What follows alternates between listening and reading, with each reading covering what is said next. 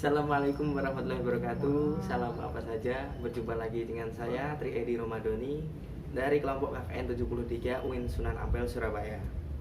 Oke, di video KKN kali ini saya akan membahas tentang salah satu ikhtiar yang dilakukan oleh pemerintah Republik Indonesia, yaitu untuk menangani masalah COVID-19 ini. Salah satu ikhtiarnya adalah tentang kalung anti corona yang akan diproduksi massal oleh Kementerian Pertanian bulan depan, insya Allah. Nah, ini ada salah satu berita dari CNBC Indonesia. Beritanya, bukan jimat, bukan sihir, ini penampakan kalung anti corona.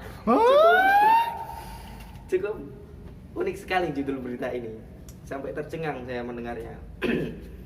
Nah, di dalam berita ini Kementerian Pertanian Kementan meluncurkan inovasi produk aromaterapi antivirus berbasis eukaliptus yang dibuat Badan Penelitian dan Pengembangan Pertanian Balitbangtan yang sudah dilakukan hak paten. Nah, Balitbangtan ini menyimpulkan bahwasanya eukaliptus itu mampu membunuh 80-100% virus mulai dari avian, influenza hingga virus corona. Namun, ini ada namunnya. Mereka menegaskan bahwa produk ini bukan obat oral maupun vaksin. Produk ini dikemas dalam berbagai bentuk seperti kalung. Salah satunya adalah kalung, balsam dan lain-lain, dan menggandeng PT Eagle Indofarma untuk mengembangkan produksi ini. Kemudian, Kepala Badan Litbang Pertanian Fajri Zufri mengatakan langkah ini ditujukan sebagai bagian dari ikhtiar pemerintah Indonesia dalam menyikapi pandemi COVID-19 yang tengah mewabah. Nah, di Fajri ini menyatakan juga bahwasanya para peneliti ini di Badlibang ini juga bagian dari anak bangsa. Mereka berupaya keras menghasilkan sesuatu yang bermanfaat untuk bangsanya sendiri. Semoga hal ini mampu menjadi penemuan baik yang berguna bagi kita semua, kata Fajri dalam pernyataan resminya. Nah, penemuan ini telah diuji molekular docking dan uji in vitro di laboratorium Balitbangtan. Yang menjelaskan laboratorium itu telah melakukan penelitian eukaliptus, telah mengantongi sertifikat level keselamatan biologi atau biosafety level 3 milik Balai Besar Penelitian Veteriner. Nah, setelah diuji, katanya setelah kita uji, ternyata eukaliptus SP ini yang kita uji bisa membunuh 80-100% virus mulai dari avian, influenza hingga virus corona. Setelah hasilnya kita lihat bagus, kita lanjutkan ke penggunaan nanoteknologi agar kualitas hasil produk lebih bagus, katanya seperti itu. Nah, dalam studi itu juga dikatakan bahwasanya obat ini cukup 5-15 menit diinhalasi akan efektif bekerja sampai alveolus, artinya dengan konsentrasi 1% saja sudah cukup membunuh virus 80-100%. Ngeri juga ya. Nah, bahan aktif yang ada di dalam eukaliptus ini terdapat pada sinol -1,8 yang memiliki manfaat sebagai antimikroba dan antivirus mekanisme M-Pro. M-Pro sendiri adalah main protease 3CL Pro dari virus corona yang menjadi target potensial dalam penghambatan replikasi virus corona. Dalam penelitian ini juga, eukaliptol ini berpotensi meningkatkan protein M-Pro sehingga menghambat replikasi virus. Manfaat tersebut dapat terjadi karena 1,8 sinol dari eukaliptus disebut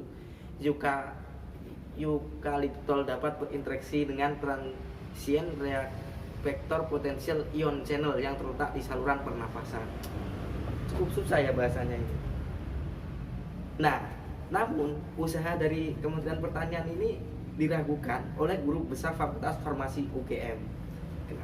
Kenapa bisa diragukan? Menurut guru besar Fakultas Farmasi Universitas Gadjah Mada UGM, Suwijiyo Pramono mengatakan eukaliptus bukan digunakan untuk sebagai obat dalam pemakaian. Dalam pemakaian eukaliptus umumnya dioleskan atau dihirup seperti pada produk minyak kayu putih atau balsam. Dalam eukaliptus terdapat senyawa 1,8 minsineol yang bersifat antibakteri, antivirus dan ekspektoral untuk mengecerkan dahak. 1,8 sineol dikenal dengan luas sebagai komponen kimia alat utama dalam minyak kayu putih. Nah, dia juga tidak memungkiri kalau eukaliptus bermanfaat bagi pasien COVID-19. Tapi lebih tepatnya, zat ini aktif pada eukaliptus yang dihirup untuk melenggakan pernafasan bagi mereka yang mengalami gejala sesak nafas dan mengencerkan dahak.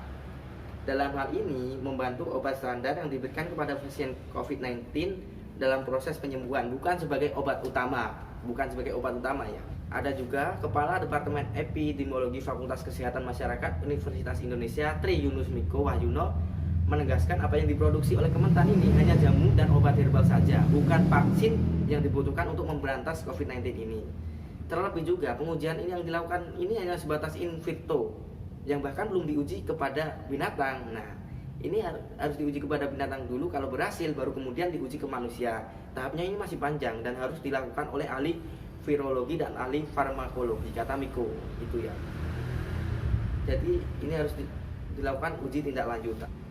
Dan kalau ini juga harus diinformasikan dengan detail dan jelas oleh pemerintah kepada masyarakat, supaya masyarakat responnya bisa menerima informasi secara utuh dan tidak mentah-mentah gitu.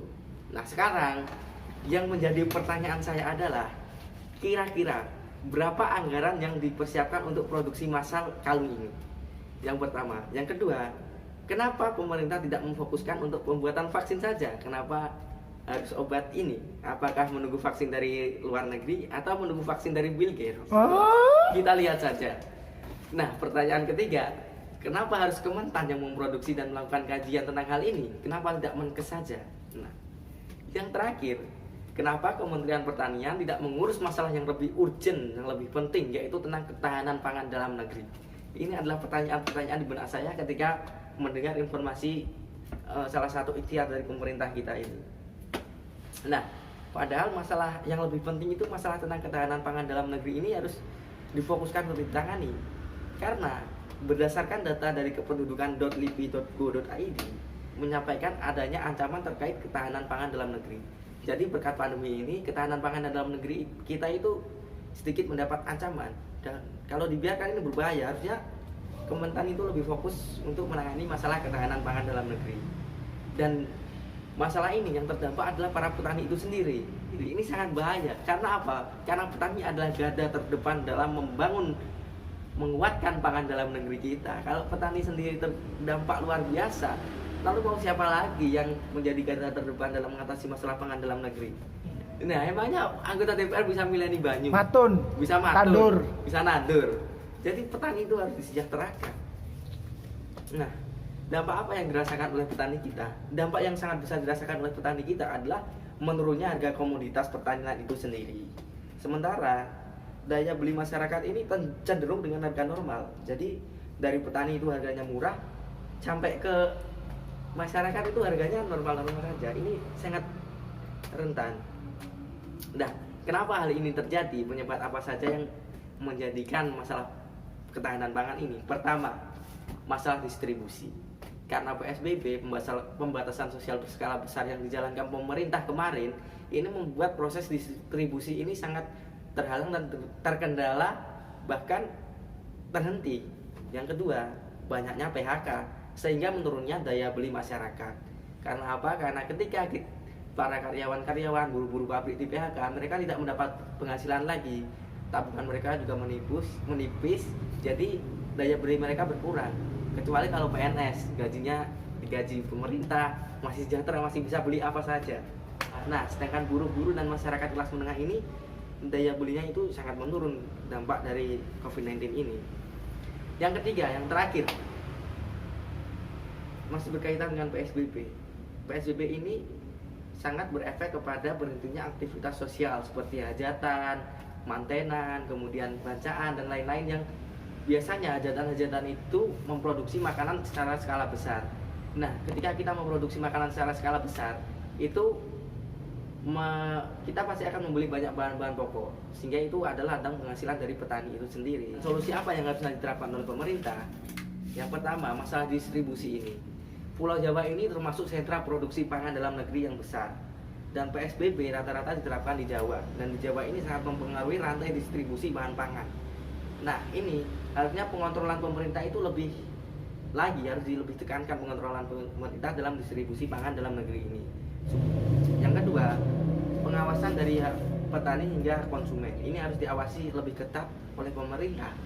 Karena apa? Jangan sampai para tengkulak-tengkulak itu membeli di petani dengan harga murah, kemudian dijual ke konsumen dengan harga mahal. Ini yang kasihan ini dua-duanya. Konsumen kasihan karena daya belinya rendah, harganya mahal. Petani ini kasihan juga karena harga dibeli di mereka murah, kemudian mereka membeli di pasar harganya mahal. Nah, ini peran pemerintah sangat penting untuk mengatasi pengawasan harga ini ya teman. Ya kawan-kawan, tadi itu beberapa pemaparan saya terkait masalah salah satu ikhtiar dari pemerintah kita yang harusnya kita dukung, yaitu tentang produksi massal eukaliptus tadi, dan juga masalah ketahanan pangan dampak dari corona itu sendiri. Nah, sekarang saya akan mengundang salah satu kawan saya sedikit memahami tentang dunia pertanian itu sendiri, karena dia anak petani dan orang desa. Saya akan mengundangnya untuk kita tanya-tanya dan wawancarai sedikit. Nah, kita oke, langsung saja. Ini dia orangnya.